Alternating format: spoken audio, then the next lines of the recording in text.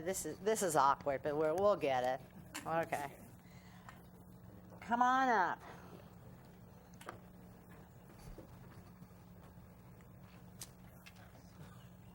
Ready? Okay. Whereas the Lions Club of Vandalia, Ohio was founded in 1942 as an organization dedicated to encouraging fellowship while also bettering the community, and whereas the Vandalia Lions Club has worked tirelessly embracing programs and activities that result in the betterment of the city of Vandalia and its citizens, and whereas one of the Vandalia Lions Club's key projects has been the promotion of better eye care for children and funding the purchase of eyeglasses for area children in need, and whereas the Vandalia Lions Club further serves the community by providing scholarships to high school students, volunteering countless hours to support the mission of the Vandalia Food Pantry, and spearheading other philanthropic efforts and projects too numerous to mention, and whereas for 68 consecutive years, the Vandalia Lions Club has sponsored a Halloween parade, giving local children the opportunity to show off their costumes to the community in a fun, safe environment. And whereas 2017 marks the 75th anniversary of the club's founding, making it the longest tenured active community service organization in Vandalia.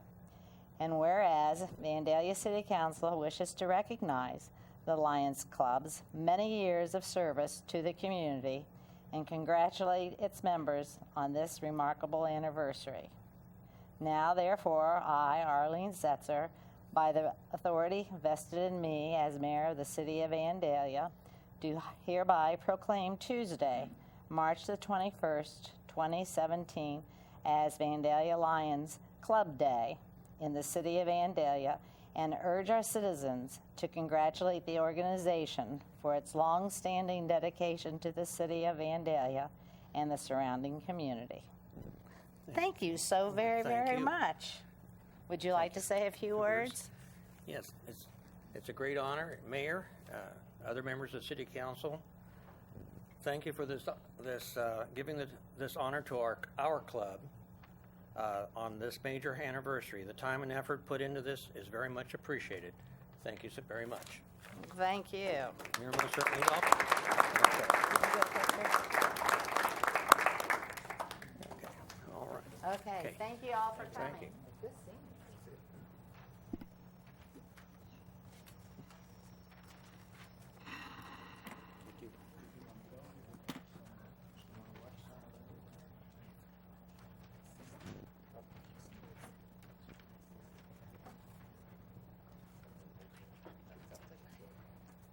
We have no public hearings this evening, and that brings us to comments from interested citizens.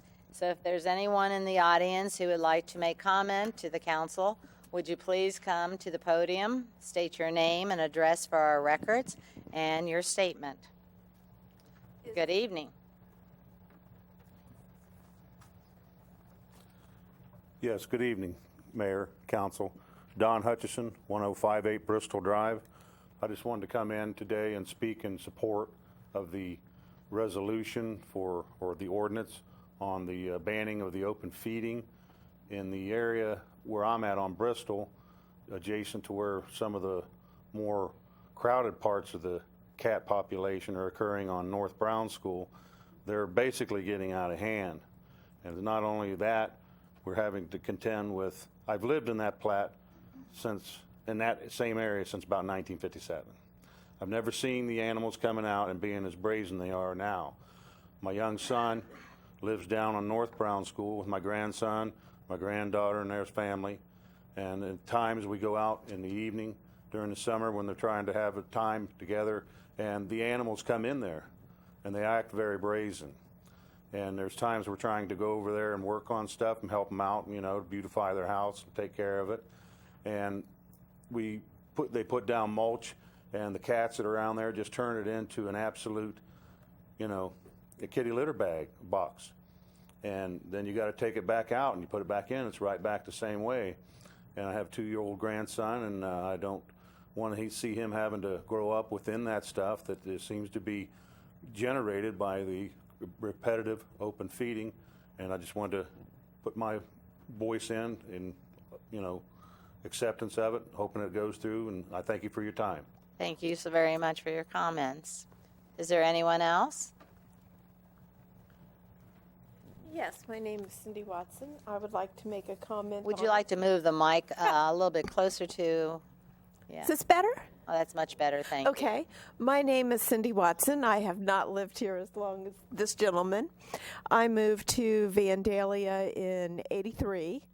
I don't see many cats where I am, I'll admit that. Could you give us your address? 960 Bright Avenue. It's over behind where the Fulmers was. Bright runs between Pool Avenue and Alkaline. And I was concerned about this, especially, so I called today and got a copy of the PDF sent to me. And my concerns, as it is written, is that item B implies you can still feed birds, but between B and C3, it implies that where the bird seed falls from my feeder, I will be in contempt because squirrels will come. And also, I sometimes put bird seed actually on the patio underneath my bird feeder for the mourning doves. I think they're called mourning doves. My husband called them that. This basically says if your feed drops and squirrels get it, you are in contempt. I'm wondering if this could be written differently to not have the... I realize it was not meant literally to imply you couldn't have bird feeders. I'm sure that was not the intent. But whenever something becomes a rule, a law, it is always subject to be interpreted literally.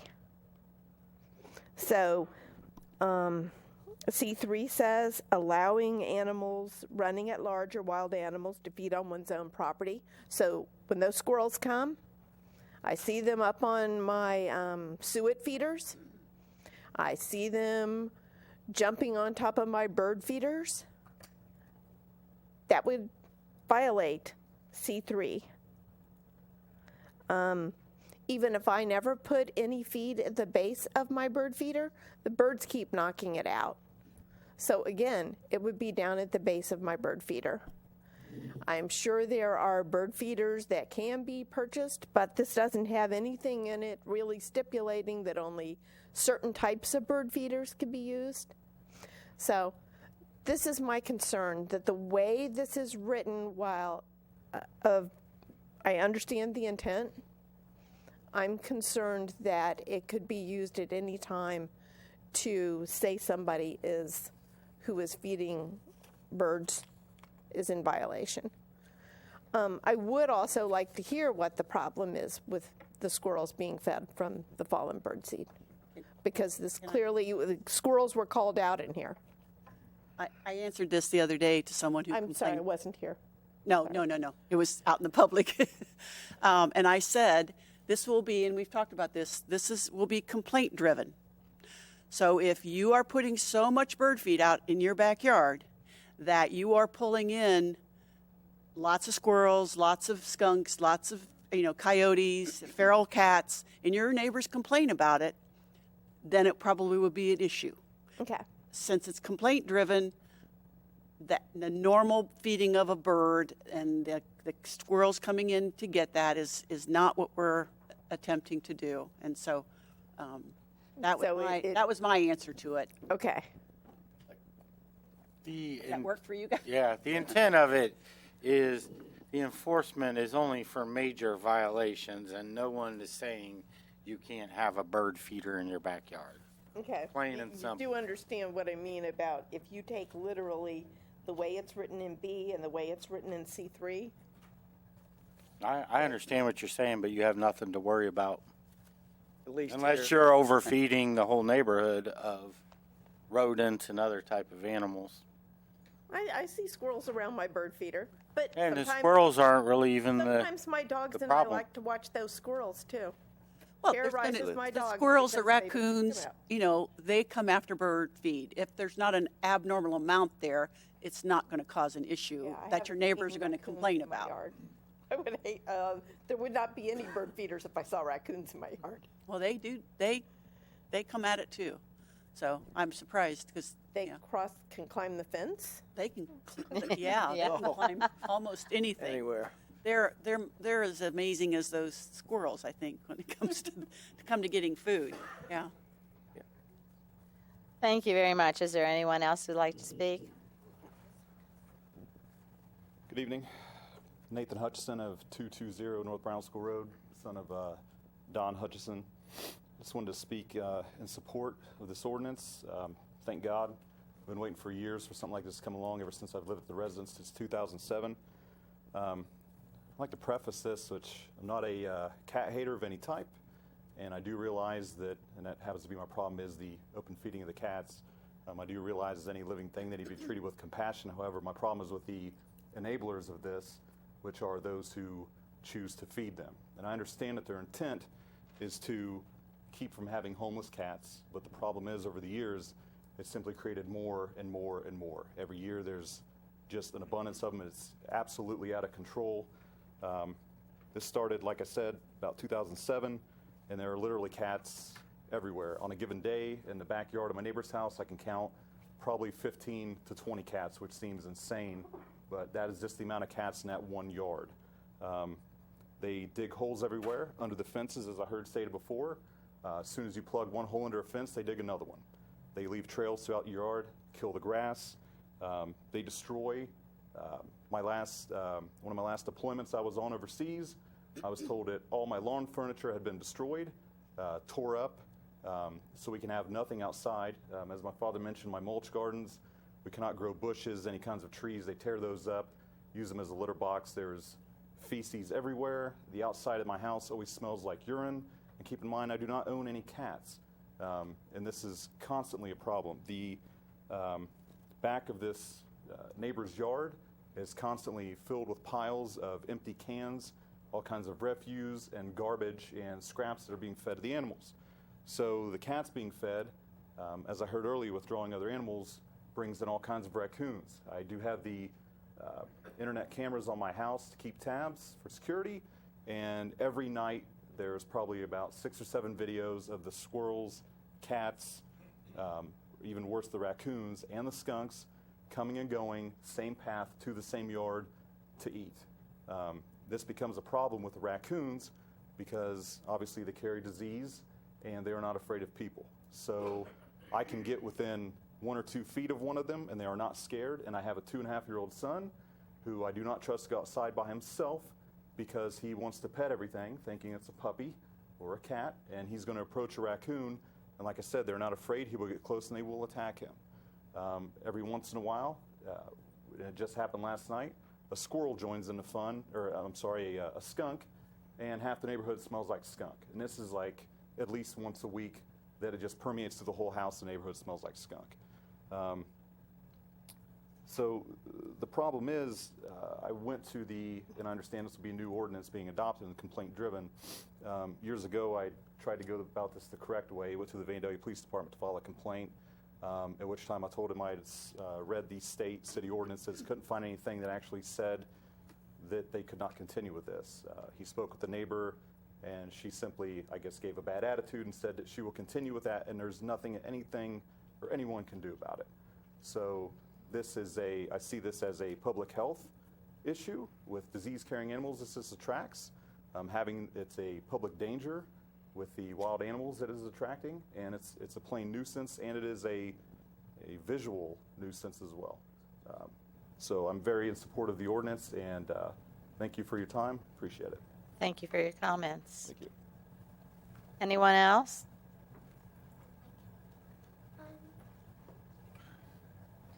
I'm Gabrielle Madden, and I live on Mystic Lane 1077. And I think that would be okay if you gave a cat a small handful of food if they were at your porch.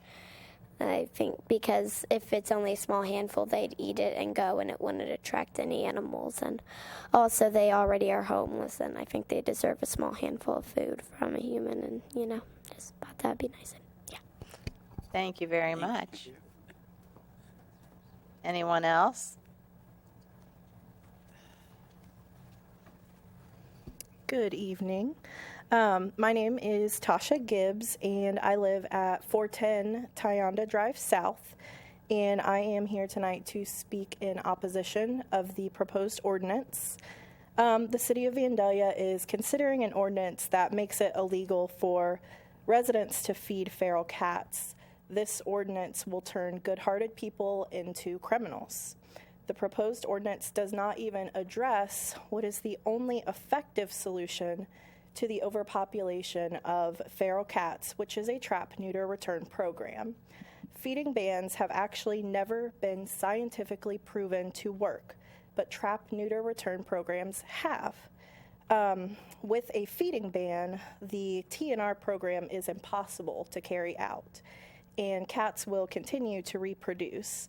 And I know at the last meeting, there were members in attendance from Calico, a nonprofit TNR organization who actually offered to put boots on the ground in Vandalia, Ohio, to help address the feral cat issue at no cost to taxpayers. It doesn't make sense to me that a solution has been offered and is currently in motion, but the city is still considering a feeding ban. There's no scientific evidence to back up their effectiveness, and I would like to ask that the city does not move forward with an unenforceable feeding ban and let Calico, along with private citizens, address the issue with the TNR program. Thank you. Thank you. Anyone else? Any comments from council? The only thing I'd like to note is that the feeding ban, again, is complaint driven, as Ms. Forrest had pointed out, but it's also, we wanted to be proactive and do something immediately because it's almost become an epidemic problem within our city.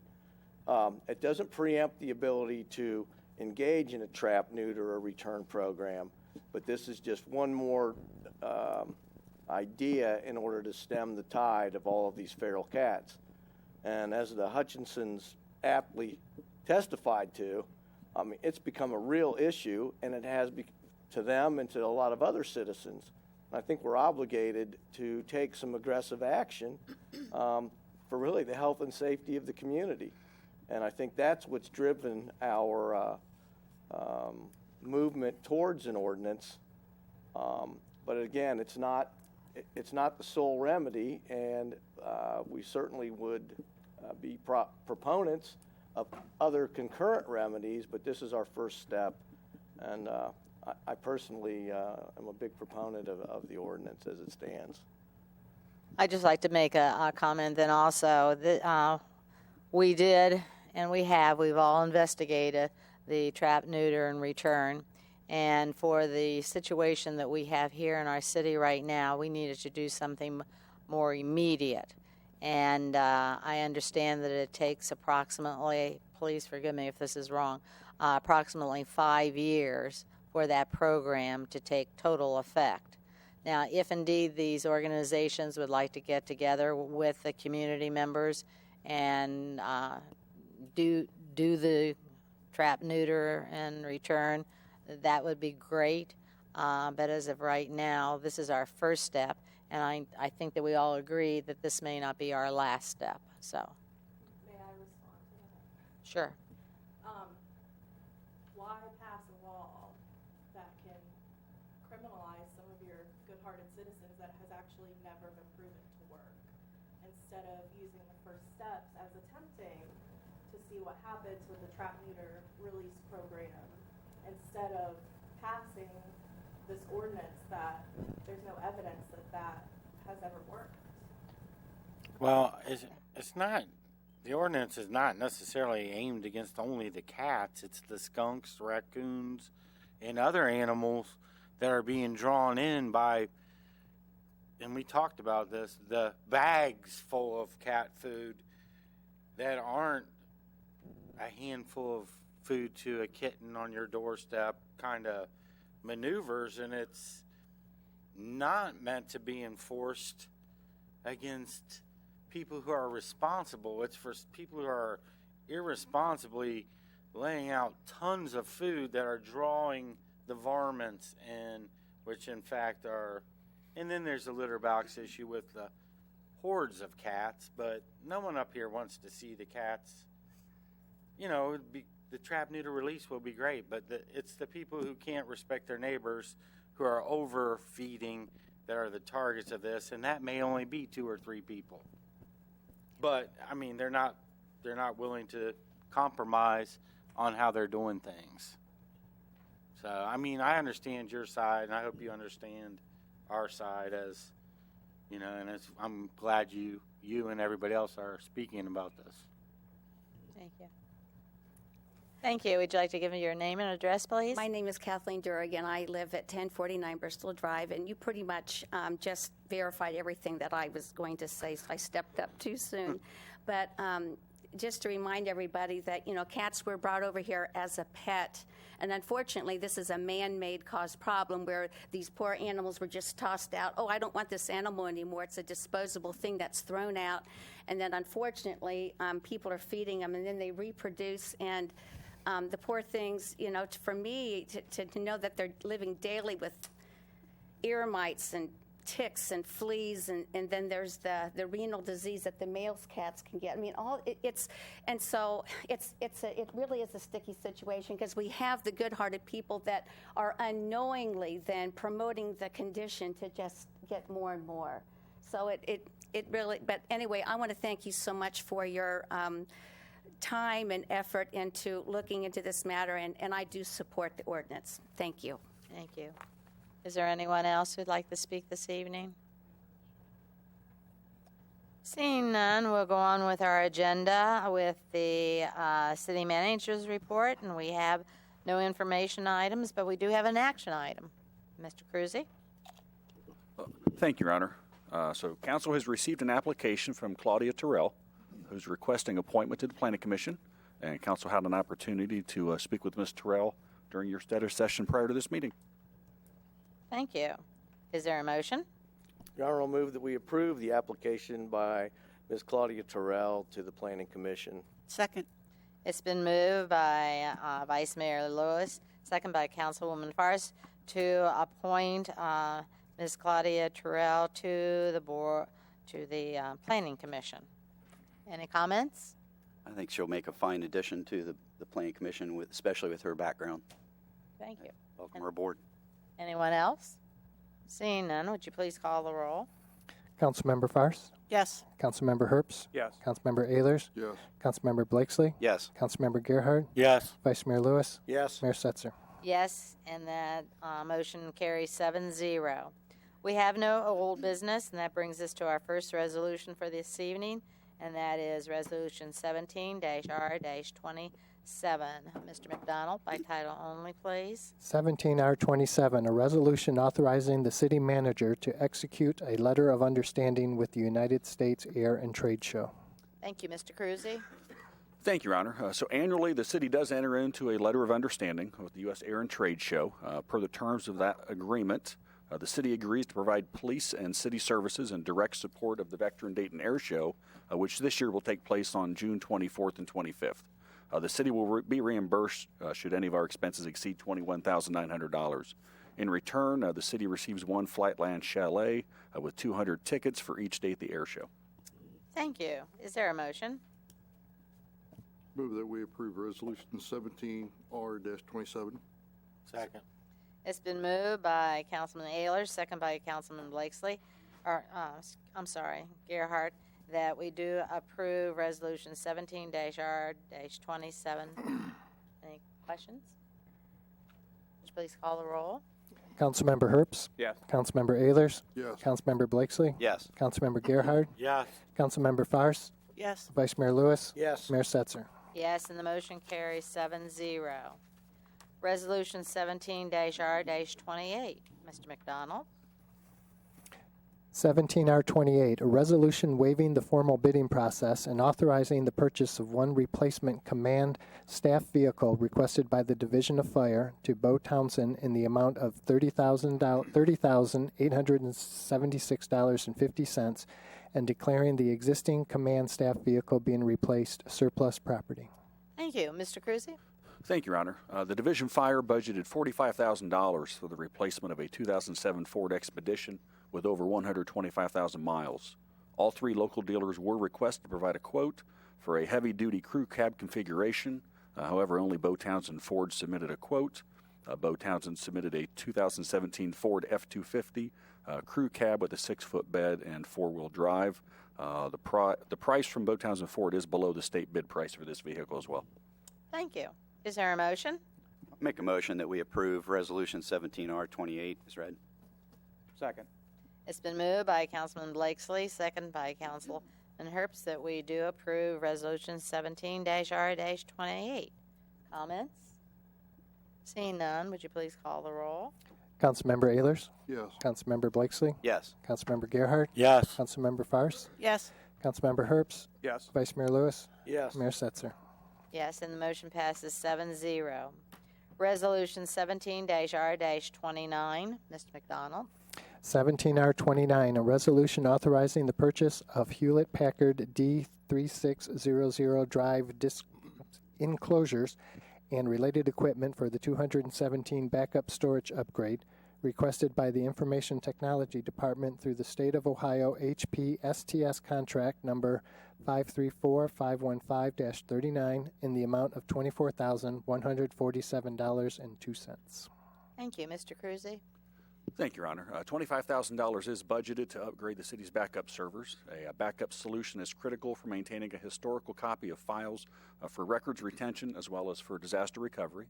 The city's data needs have increased annually, thus necessitating the need for increased backup storage.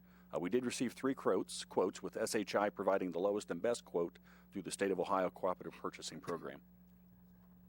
Thank you. Is there a motion? I'll move that we approve Resolution 17-R-29. Second. As read. It's been moved by Councilman Herbst, second by Councilwoman Farce, that we do approve Resolution 17-R-29 as read. Comments? Would you please call the roll? Councilmember Blakesley? Yes. Councilmember Gerhardt? Yes. Councilmember Farce? Yes. Councilmember Herbst? Yes. Councilmember Ehlers? Yes. Vice Mayor Lewis? Yes. Mayor Setzer? Yes, and the motion carries 7-0. Resolution 17-R-30. Mr. McDonald? 17R30, a resolution waiving the formal bidding process and authorizing an annual Verizon purchasing agreement for cellular service requested by the Information Technology Department through the General Service Administration Federal Supply Schedule number GS 35F0119P in the amount of $28,000. Thank you. Mr. Cruzy? Thank you, Your Honor. Verizon Wireless is the city's primary provider of cellular services, including cell phones, hotspots, and data connections for fire and police computers. Our current contract with Verizon is a government pricing through the General Services Administration. In 2016, Verizon services totaled $25,486.72. We have added a few lines this year, so that cost could increase around $2,200. So our anticipated 2017 costs through Verizon are not expected to exceed $28,000. Thank you. Is there a motion? I move that we approve Resolution 17R30 as read. Second. It's been moved by Councilwoman Farce, second by Councilman Ehlers, that we do approve Resolution 17-R-30. Once again, any comments or questions? Seeing none, would you call the roll, please? Councilmember Gerhardt? Yes. Councilmember Farce? Yes. Councilmember Herbst? Yes. Councilmember Ehlers? Yes. Councilmember Blakesley? Yes. Vice Mayor Lewis? Yes. Mayor Setzer? Yes, and the motion carries 7-0. Resolution 17-R-31, Mr. McDonald. 17R31, a resolution waiving the formal bidding process and authorizing the purchase of equipment for the Communications Center upgrade requested by the Division of Police from Agile Network Builders, LLC, in the amount of $17,040. Thank you. Mr. Cruzy? Thank you, Your Honor. The 2016 county-wide radio system upgrade to the state of Ohio's multi-agency radio communication system, or MARC system, necessitated the use of state-contracted Agile Networks for our router connection to the MARC system. Agile Networks is the sole source provider for connectivity to the MARC system. Our 2017 service and maintenance agreement with Agile Networks will be $14,880. Thank you. Is there a motion? Your Honor, I'll move that we approve Resolution 17-R-31 as presented. Second. It's been moved by Vice Mayor Lewis, second by Councilman Gerhardt, that we do approve Resolution 17-R-31 as presented. Once again, any comments? Seeing none, would you please call the roll? Councilmember Farce? Yes. Councilmember Herbst? Yes. Councilmember Ehlers? Yes. Councilmember Blakesley? Yes. Councilmember Gerhardt? Yes. Vice Mayor Lewis? Yes. Mayor Setzer? Yes, and the motion passes 7-0. Resolution 17-R-32. Mr. McDonald? 17R32, a resolution waiving the formal bidding process and authorizing the city manager to enter into a contract with William Bergman for commercial building plan review in the amount of $80 an hour on an as-needed basis. Thank you. Mr. Cruzy? Thank you, Your Honor. The city contracts with the plans examiner for commercial plan review services for the examination and review of construction plans and documents. Quotes for these services were received from 4 Ohio Board of Building Standards Certified Master Plans examiners. William Bergman, who has been providing the city with these services for the past 13 years, submitted the lowest and best quote of $80 per hour. The fee for these review services are included in the cost of the building permit. Thus, the city is reimbursed for these expenses. Based upon discussions with council at your March 6th study session, this agreement is for a 3-year period. Thank you. Motion? I move that we approve Resolution 17-R-32. Second. It's been moved by Councilman Ehlers, second by Councilman Blakesley, that we do approve Resolution 17-R-32. Comments? Would you please call the roll? Councilmember Herbst? Yes. Councilmember Ehlers? Yes. Councilmember Blakesley? Yes. Councilmember Gerhardt? Yes. Councilmember Farce? Yes. Vice Mayor Lewis? Yes. Mayor Setzer? Yes, and the motion carries 7-0. Resolution 17-R-33. Mr. McDonald? 17R33, a resolution to engage special legal counsel for the purpose of joining in legal action regarding the constitutionality of substitute Senate Bill 331. Thank you. Mr. Cruzy? Thank you, Your Honor. Recently enacted Substitute Senate Bill 331 severely restricts the city's ability to regulate the installation of small cell antenna and related equipment within the public right-of-way. The statute permits small cell facilities to be placed anywhere in the public right-of-way. A small cell antenna can range anywhere from 60 to 78 feet in height, while transport antennas could be anywhere from 90 to 120 feet in height. The city is required to grant a request to install a small cell facility on the right-of-way within 90 days, and it must be treated as a permitted use and cannot be required to go through any local zoning review. Therefore, the City of Vandalia, along with member jurisdictions of the Greater Dayton Area Mayors and Managers Association, as well as the Central Ohio Mayors and Managers Association, will be engaging with the law firm of Ice Miller to bring suit declaring Substitute Senate Bill 331 as unconstitutional and otherwise in violation of Ohio law. Thank you. Is there a motion? Make a motion that we approve Resolution 17R33. Second. There's been a motion made by Councilman Blakesley, second by Councilman Herbst, to approve Resolution 17-R-33. Comments? Seeing none, would you please call the roll? Councilmember Ehlers? Yes. Councilmember Blakesley? Yes. Councilmember Gerhardt? Yes. Councilmember Farce? Yes. Councilmember Herbst? Yes. Vice Mayor Lewis? Yes. Mayor Setzer? Yes, and the motion passes 7-0. We have no ordinances in their first reading. We do have an ordinance in its second reading, and that's Ordinance 17-07. Mr. McDonald? Ordinance 1707, an ordinance rezoning part of the property located at 3320 Benchwood Road from residential single-family 1 to gateway business and amending the zoning map of the city. Thank you. Mr. Cruzy? Thank you, Your Honor. So this request has been submitted to rezone a 0.996 acre parcel at the northwest part of 3320 Benchwood Road from residential single family to Gateway Business. The request is a logical extension of the Gateway Business District, which this parcel butts to the east and is in compliance with the future land use map. The purpose of the rezoning is for the the development of a full-service restaurant. The Planning Commission reviewed this rezoning request at its February 28th meeting and voted 4-0 to recommend approval. Thank you. Since this is an ordinance in its second reading, I will open a public hearing. So if there's anyone in the audience who would like to make comment, would you please come to the podium, state your name and address for our records and your comment? Seeing none, I'll close the public hearing and ask for a motion. Your Honor, I move that we approve ordinance 17-07 in its second reading. Second. It's been moved by Vice Mayor Lewis, second by Councilwoman Farce, that we do approve ordinance 17-07 in its second reading. Any comments? Seeing none, would you please call the roll? Councilmember Blakesley? Yes. Councilmember Gerhardt? Yes. Councilmember Farce? Yes. Councilmember Herbst? Yes. Councilmember Ehlers? Yes. Vice Mayor Lewis? Yes. Mayor Setzer? Yes, and the motion carries 7-0. We have an emergency ordinance this evening, and that is 17-06. Mr. McDonald. 1706, an ordinance to revise appropriations for current expenses and other expenditures of the City of Vandalia, Montgomery County, Ohio, during the calendar year ending December 31, 2017, and amending Ordinance 1634 and declaring an emergency. Thank you. Mr. Cruzy? Thank you, Your Honor. So this ordinance would amend 2017 appropriations as follows. In the general fund, an additional $150,000. This is for an edge payment to Johnson Electric, for which the city will be reimbursed by Montgomery County.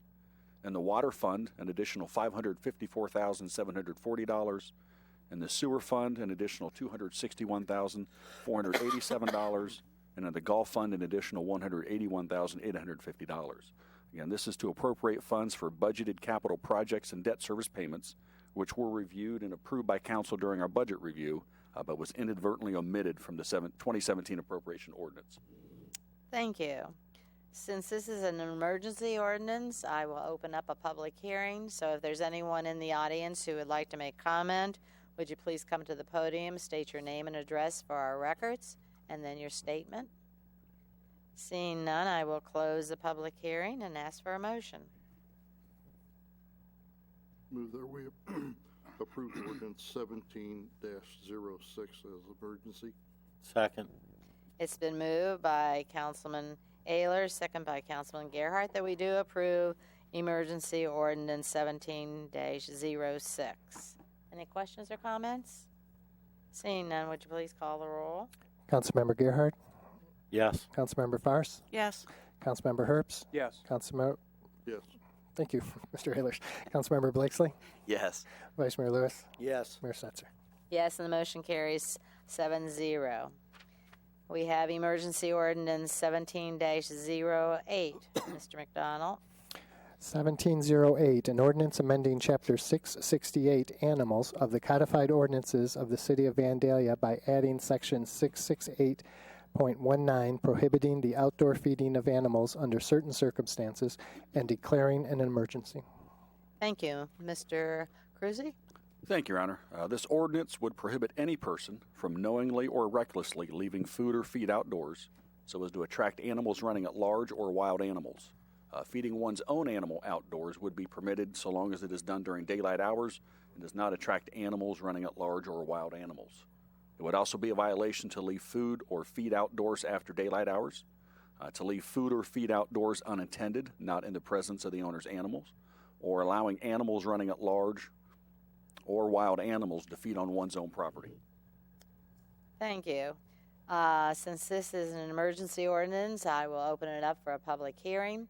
So once again, if there's anyone in the audience who would like to make a comment, would you please come to the podium, state your name and address for our records, and your comment. I just have a short comment, actually. My name's Heather Hillary. I'm actually from Logan County. I don't know if you need my address, but I just wanted to say I understand why you guys are enacting this. I actually went through this with my own county, and we were actually given a resolution of support, and they handed it over to me. The feral cat problem, so to speak. I know you guys are looking more at the wildlife. I just want to say that if you take, cats are resource driven, so if you have these people that are feeding them and you take that away from them, they're going to cause more damage. They're going to get into more trash, more dumpsters, more things like that. So I would encourage your residents to have feeding times, which it sounds like you are all about that, no feeding after dark and that sort of thing. But I think this needs to be more educated driven, because I'm hearing that this is kind of what your resolution is, no feeding. Well, you're gonna have more problems than what you got now. So that's been my experience, and I just wanted to put that out there. You know, where you're gonna have more cats looking for food elsewhere. So you're gonna have dumpster divers and trash ripped open and things like that. So just something to keep in mind with your residents that are feeding. Maybe educate them a little better, but to ban them, that's going to cause some problems with your city, I think. So I just wanted to kind of put that in your ear, because I've been doing this for quite a while, and hopefully I can help. So, okay. Thank you very much for your comment. Are there any others?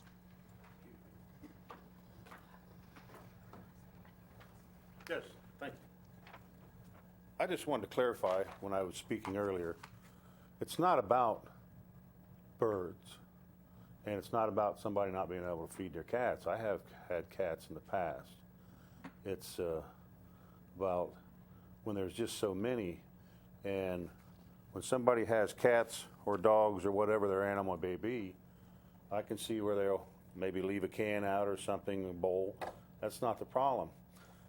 Before I come over here tonight, over across behind this building where it used to be from the state of Ohio, just across, I don't know if any of you have had the occasion to see what they have going out there in just the middle of a whole commercial area where there's 3 or 4 like igloos, animals, houses with the gates tore off of them, straw, and they're, from what I've heard from reports, feeding them out there in the parking lot behind the dumpsters up to twice a day. This is not an occasion where you have somebody just taking care of their own personal animals. And like I say, I didn't want to have the inference that it was against squirrels, rabbits. I mean, you don't even see anywhere near the rabbits you used to see around any of the areas where I live now, or friends that I have over off of DeSales and Damien. You just don't see them. I don't know what's happened, if the feral cats are attacking them. Got no problem against rabbits. But it's when you get the ones that are notoriously known to carry the diseases that they do. I just wondered if you had a chance to see that over there, right across behind that state building. Excuse me, does everybody understand where he's talking, what location he's talking about? Yeah, the building right straight across. It's in the grass area. It's behind Pizza Hut, and that little wooded grass area between the back of the carry-out across the street, and Pizza Hut over there on National Road. Yeah, it's right there. Here's the dumpster, and here's a little cat city where people are feeding the cats up to twice a day. Oh. And there's no residents there whatsoever. So it's a blatant open feeding frenzy area. We are aware of where it's at, yes. Oh, okay. It will be taken care of? Thank you. Correct, Once yeah. again. Yeah, our understanding is that somebody drives there a couple times a day to feed them. So, yeah, they will be on the lookout for that person.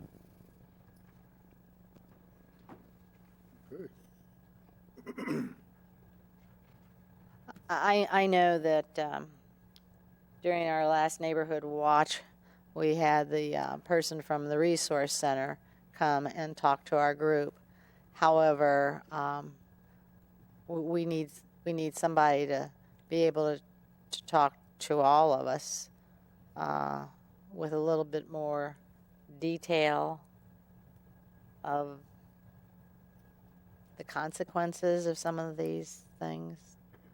I don't know if anybody else is up to that or not. I've had a few conversations with both sides, and there's a lot to learn. We do have a lot to learn on this.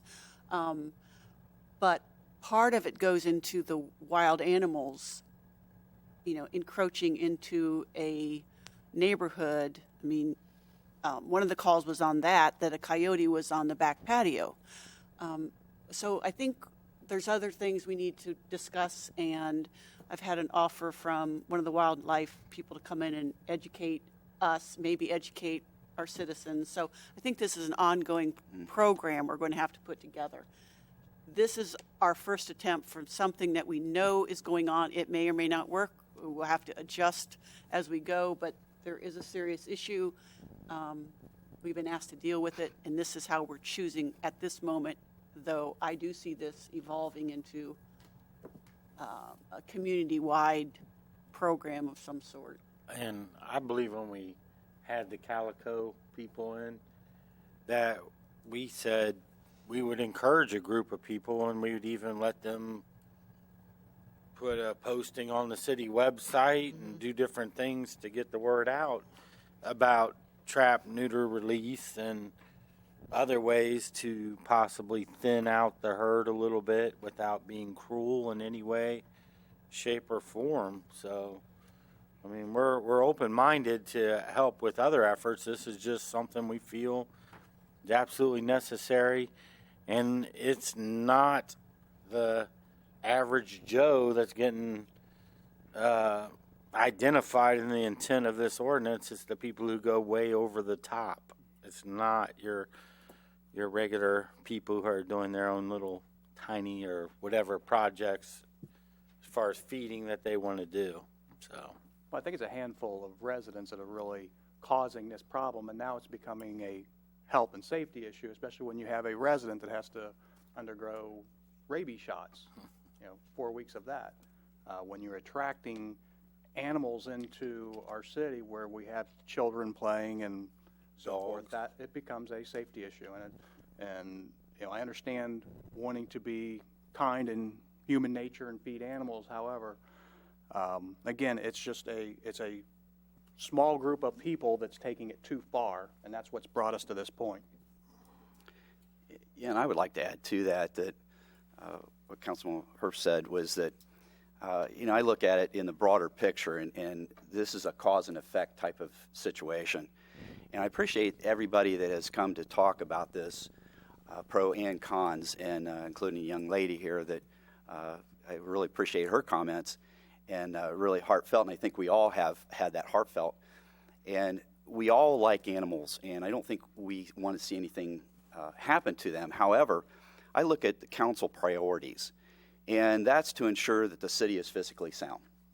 The other priority is provide necessary safeguards to protect life, health, safety to our citizens. And I think that's what, as you've spoken to, what it really comes down to. And when I've heard testimony throughout this whole thing, when we've been going through this, I have a whole folder that I've collected of testimony of folks that have actually been hurt. Several residents have come to us and testified, showed us pictures, health records and such, that that's how far this has gone, that has caused harm to our citizens. And when I hear that, I take that very seriously when our citizens have been harmed, either at one or a whole neighborhood. And we're responsible for people's well-being. And I don't know that we're responsible for feeding the wild animals. However, that doesn't mean that we can't or that we won't. I think it's been mentioned that, we do it responsibly, and that's when it goes right, is when they're attacking people. And this is not to say we can't feed wild animals, as we've already heard before, and as my neighbor has stated that you have bird feeders, I have bird feeders as well, and that's an example. I have safeguards on it to help keep the squirrels from doing that, but you can't help to have and that's my doing. And what seed does fall on the ground, a few squirrels come and gets that. But that's the responsibility side of this component. What this ordinance does do is to not feed animals recklessly. That's the whole main point of this, and not to leave it out, and which would reduce and attract unattended animals. And that's really what it's about. And as we know, most animals are nocturnal, and so that's where I think a lot of this comes into play. So if we take this, and again, this is a work in progress, as we've discussed, and I think we can, once we get this baseline down, this ordinance, and we can go farther and fine-tune that. And I think that we all welcome groups such as Calico TNR to come in and help remedy some of this. And we know that it's going to take some time, But I think this is the first step that we can have, we didn't have before, that we can enforce to say, here are these few people that this is harming our community. So stop it. Now let's look at what we can do to go farther to, find a better solution to this. So I would be for this ordinance. Anybody else? We were just answering, so now that was an answer. Those were answers to the public hearing, so now I'm closing the public hearing and asking for a motion. Your Honor, move that we approve ordinance 17-08 as an emergency. Second. It's been moved by Vice Mayor Lewis, second by Councilman Blakesley, that we do approve ordinance 17-08 as an emergency ordinance. I think all comments have probably been made, so unless there's somebody else. You want to call the roll? Councilmember Farce? Yes. Councilmember Herbst? Yes. Councilmember Ehlers? Yes. Councilmember Blakesley? Yes. Councilmember Gerhard? Yes. Vice Mayor Lewis? Yes. Mayor Setzer? Yes, and the motion carries 7-0. Council, you have a report from the Civil Service draft minutes of March the 15th. We have a bill listing for February 2017 of $2,967,512.16. And that brings us to our council comments. Mr. McDonald. Just want to remind council that we're going to go through that procedural gymnastics since we had the work session that was adjourned, and we're going to have to adjourn this meeting in order to call it into executive session after the work session. So at the end of this meeting, the mayor most likely will just adjourn this meeting, and the reason for the adjournment would be so we can go back to a work session to talk about mulch, if anybody is interested. And then when they go back into this meeting, no further action will be taken in this meeting other than to adjourn it. So I'll just remind you that we have to go through all those odd steps. Okay. Other than that, I have nothing. Okay. Now that we're all we'll get through it all. Mr. Cruzy? Nothing this evening, Your Honor. Councilman Blakesley? I think I pretty much said it. Okay. Councilman Gerhart? Just wanted to hit on one of the things you've been talking about, Mayor. The taxation issue with the state of Ohio, and over the weekend and reading the paper and following a little stuff on it. It looks like almost every city in the state of Ohio is probably against this. Our name wasn't mentioned in the one I read on Sunday, but obviously we feel the same way they do. So it begs the question to all of us, again, if the people we're electing to the next level beyond us aren't willing to listen to every city in the area pretty much voicing against centralizing tax collection in Columbus, then we need to do a better job of electing candidates who care about what cities think. That's my opinion on it. Nicely put. Nicely Yeah. put. Anything else? No, that's it. Councilwoman Vars? Nothing else tonight, thank you. Councilman Herbst? Nothing tonight, Your Honor. Councilman Ehlers? Nothing. Thank you. Vice Mayor Lewis? No, Your Honor. Thank you, Mr. Councilman Gerhart. I just want to say one other thing. If you haven't been, we get OML, which is the Ohio Municipal League there, minutes from the committee meetings that have been taking place. And if you read the one from March the 17th, you will find that several of our people in the area have asked questions that were very pointed and which the commissioner could not really address. So I think Mr. Cruzy read the same thing, and we were talking about it. So I think that we're getting through. I really do. Don't you feel as though there's been some movement to listen to us as opposed to what it was at one time? Correct. It sounds like some of our local elected officials are willing to listen. I don't know that that's the same feeling across the rest of the state, but we'll find out.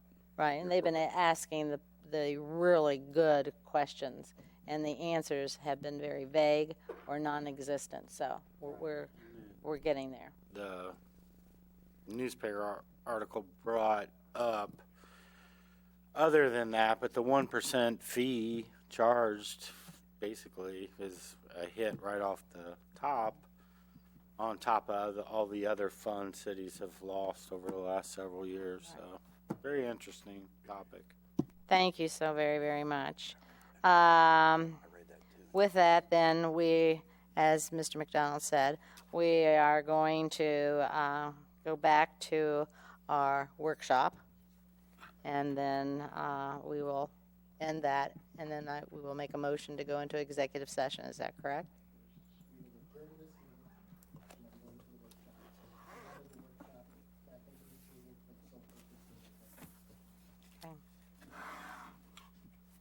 So moved. Yeah, I'm not going to do that because not really, but okay. So we do appreciate everyone that came this evening, and thank you, Lions, for all that you do for our community. And happy 75th.